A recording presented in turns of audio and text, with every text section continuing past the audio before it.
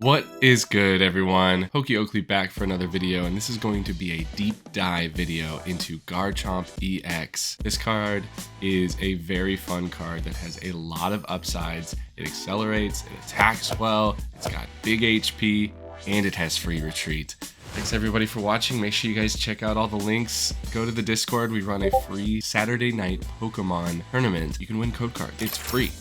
Come hang out. Let's get into Garchomp EX. So I recently played Garchomp EX to a league and got second place. You can check the link here.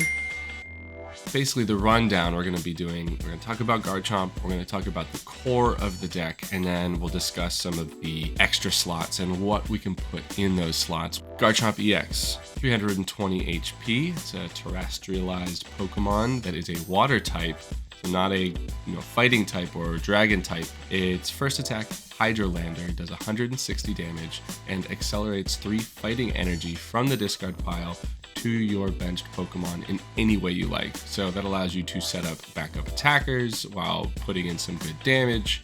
And on top of that, you can really load up and maybe even save some Pokemon to be able to pivot out of so you don't get trapped. Its other attack for 2 colorless is Sonic Dive. Does 120 damage anywhere you'd like. So it's just a great snipe ability, the 160 plus the 120, and you discard 2 energy that are on Garchomp. So it allows you to maybe attach again and re-accelerate those energies that you just discarded. So definitely has some good synergy there. And also 160, 120, 280, great number to be hitting in the current format. Definitely helps KO a lot of Pokemon. And that snipe ability is nice, so if they try and run away, you can chase it down. Another part that comes into play is the fact that Garchomp has free retreat. So this is an amazing card to move around and really kind of make sure you never are too trapped and you don't have to play as many switches. Free retreat and being a big Pokemon is kind of nutty. Garchomp also has a lightning weakness, but you're getting to pair it up with a bunch of fighting type Pokemon, which usually hit lightning Pokemon for weakness. So you're not necessarily too stressed about that lightning weakness. Some of the strengths to Garchomp is that you get to be able to play a deck that is it functions as a predominantly 1 prize attacking deck. Garchomp is going to be your only 2 prize Pokemon, so you can really make their mapping very difficult, where they have to take 5 different attacks to take the game. So if you are able to get 1 Garchomp going and set up enough attackers through the Hydrolander ability and do some good damage, you can really dictate the game. You are also able to use the Hydrolander ability to boost a card like Lucario from Brilliant Stars that can hit incredibly high numbers, so you can have Oko potential in a single prize Pokemon, which accelerates energy to itself, which thins the deck and gives you a lot of functionality in that regard. So I find that to be a very good strength, to where you're able to find many ways to get Pokemon built up and build up multiple Pokemon at once, so you diversify your threats. This is also a deck that can make really good use out of the barrel engine, and you just run a 2-2 line. Sometimes you're setting up both, and it really allows you to keep churning through cards and see most of your deck, so you're seeing everything that you really want. On top of that, you get to play Radiant Greninja, because putting those energies into the discard pile can really help boost how effective your Hydrolander attack ends up being. Another big part of the strength is that we get to play Irida. Irida allows us to search Garchomp or Candy, allows us to search Greninja, Nest Ball or Ultra Ball, or even Manaphy to protect the bench.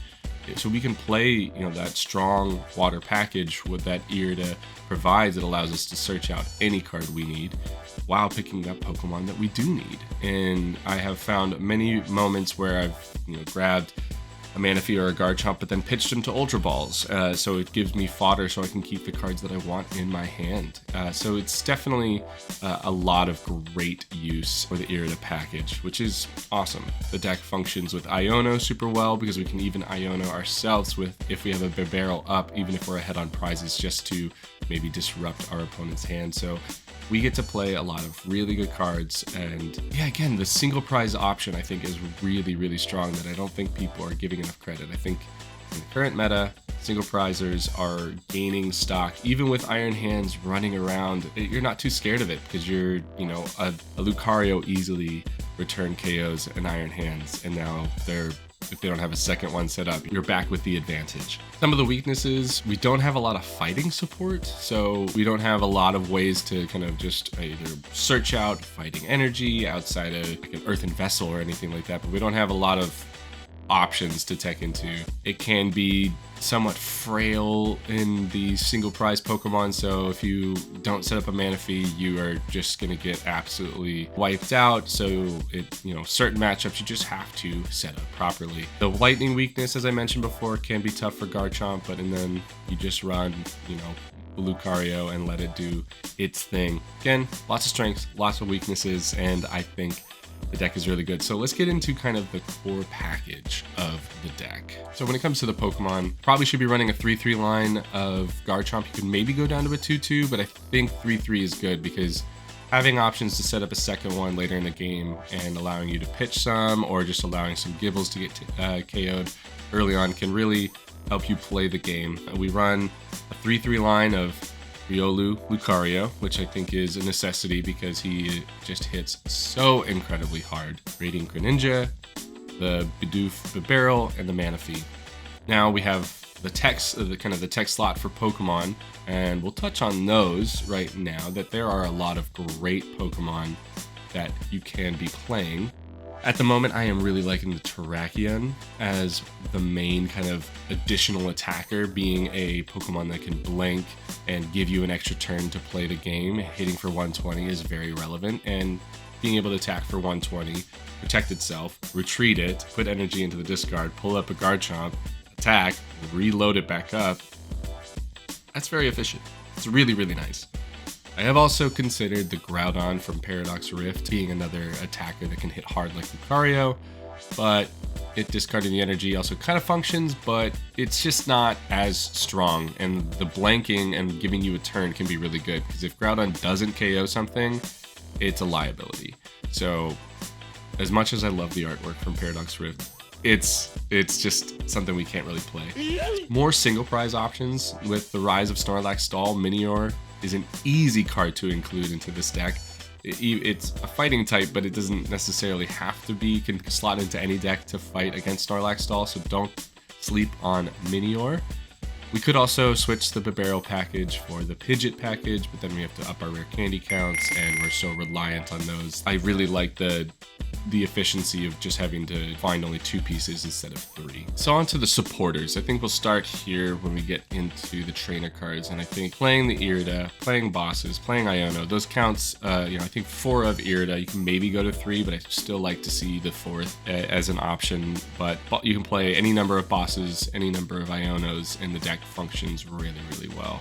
We're not playing anything like Cheryl because I just found too many situations where it didn't do enough, and I was always wanting it to be a different card. Always wanted it to be an Iono or an Irida or even a boss. So Cheryl can be great, and it can help you claw back into games with being able to heal off damage, since Garchomp is a big boy. So it just didn't feel as necessary. You can only play a 1 of, maybe a 2 of, but at that point you just want it to be other supporters that are kind of impacting or getting you to the cards to help you win the game. I also have considered Professor's Research, but at the same time, I've always wanted that Professor's Research to sometimes just be an Iono, which has made me consider cards like Rika, which is like a worse Colress experiment, but keeps the cards in the deck, but you only get 2, and you only search, and you only get to look at the top 4, so it feels okay, but it's, again, I would just rather just Iono. But I think Rika is something I could see a 1 of that allows us to dig a little bit deeper in the early turns and save the Ionos to be more disruptive later, and not having to discard our hands, so that's something to think about. A card like Grant could also be considered, but since Garchomp is a water type, it just doesn't work. Those have been some of the supporters I've considered. I could see maybe even a Professor Turos coming in.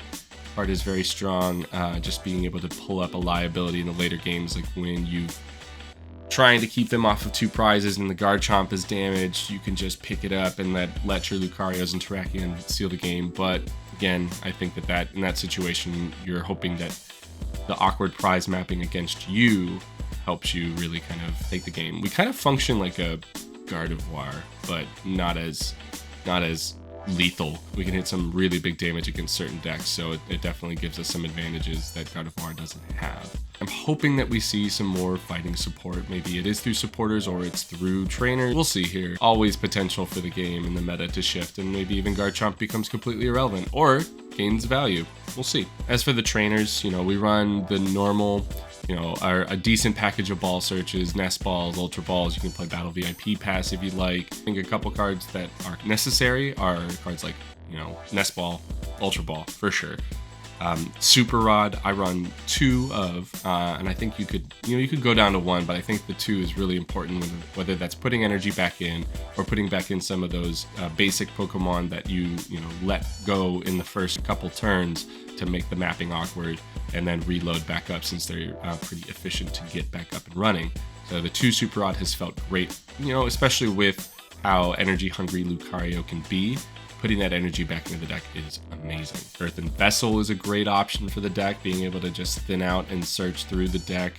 I think you need to have some copies of Switch and Escape Rope, no matter what, whether those numbers are 1-1 or, you could go up and down in numbers. I have also really liked going up to 4 Ultra Ball.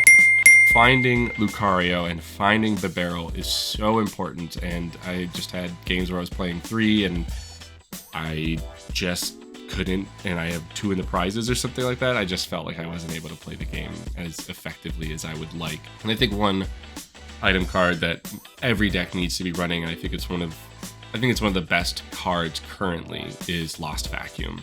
It bumping stadiums, it bumping the energy capsules, whether it's future or ancient, is so relevant. Bravery Charms, there's so many tool cards and stadiums that are just menacing at the moment. And you know, even Lost Vacuuming a Pokestop against Roaring Moon or Chen Pao can really slow them down. So definitely you're able to use it, you know, defensively and offensively. I mean, I've used it to where I've damaged up a Pokemon to the point where I just Lost Vacuum KO them because we put enough damage on it to where the Lost Vacuum was enough to just, you know, knock them out, which is great. So that's a card I am just a huge fan of, and will always have one on the list. It being searchable off of Irida is fantastic. As for the stadiums, this is a deck that could play Path to the Peak, but I really like having my ability to use Greninja every stage of the game. And I know it can shut down other decks, but I think the decks that it shuts down, we have a solid, trade into. Those single prizers like Lucario and Terrakion really pull their weight in those matchups, so we're not having to worry too much. If it was only Garchomp and we're functioning in that way, it doesn't work as well. So I really like the Artisan, just helping us set up. It can grab Manaphy, it can grab, Bidoof, it can grab so many cards that help us really play the game. Thinning is really good, and there are so many moments after you've used an Iono or your opponent's Iono you, being able to shuffle the deck off of an Artisan to get everything from the bottom back into the deck and into the mix is relevant and has a lot of play. So it functions amazing early on, and also after you've super rotted back in, you can pull those basics that you need to kind of set up that second attacker. It functions at so many points in the game. Definitely love that as a stadium. The other stadium you could consider is Lake Acuity, which makes your Pokemon take less damage, but I don't think it's as relevant as we need it to be, since there's a lot of put damage counters on, so that gets around that. And most of the stuff that you're using is probably getting OHKO'd, and your Garchomp is big enough to where the damage doesn't feel as necessary, but it's definitely something to keep in mind depending on how the numbers and the math work out. To the energy, we run 11. I think 11 is good, but I think if you're playing the deck, you want to be anywhere from 10 to maybe 13, depending on those slots and how you work it in. But 11 has felt really good to me. I could see myself, going up to 12. I could see myself going down to 10 and running Earthen Vessel. I think there are a lot of different situations where you could make use of this, but keeping in mind that we might need to be using that energy to put onto a barrel so we can pivot out of it, so we don't get stranded and locked out of the game that way. is important. And on top of that, we can load up multiple Lucarios and a Terrakion and still be swinging super hard and with the Garchomp. So the energy count, again, is all dependent on how you're feeling, and I think 11 has felt really good to me because I'm drawing them plenty without having to rely on searching them out, and it gives us plenty of options to load up with that Roaring Resolve ability from Lucario. I like this deck. I have had so much fun playing it, and I had even more fun talking about it. So hoping to do more of these deep dives into these decks. I have a League and a League Cup coming up, so I am considering this, so I'm definitely fine-tuning what my 60 is going to be. Yeah, and we'll do our best and forget the rest. Make sure you check out the Discord, come to Saturday Night Pokemon, and I appreciate everyone for watching. Thank you so much, and we will catch you in the next one.